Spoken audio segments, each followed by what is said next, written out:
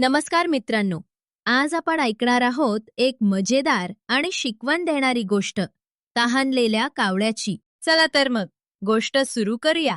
एके दिवशी खूप उकाडा होता. सूर्य खूप जोरात तळपत होता. सगळीकडे गरम वारा वाहत होता. एक कावळा खूप तहानलेला होता. तो पाणी शोधण्यासाठी इकडे तिकडे उडत होता.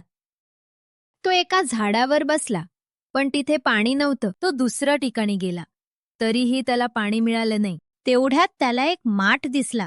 कावळा लगेच त्या माठाजवळ गेला. कावळ्याने माठात पाहिलं, पण माठात खूप थोडं पाणी होतं. त्याची चोच पाण्यापर्यंत पोचत नव्हती. कावळा विचार करू लागला, आता काय करू? तो आजूबाजूला पाहू लागला. अचानक कावळ्याला एक कल्पना सुचली. त्याने छोटे छोटे दगड उचलले आणि माठात टाकू लागला. हळूहळू पाणी वर येऊ लागलं. थोड्या वेळाने पाणी वरपर्यंत आलं.